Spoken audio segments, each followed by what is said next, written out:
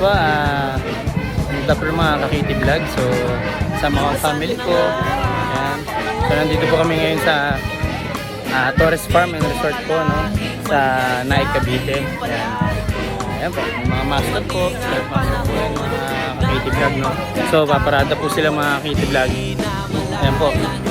Salukuyan po sila paparada. Ayan po, mga Kakiti Vlog. Ayan po, nagpaparada na po sila, no?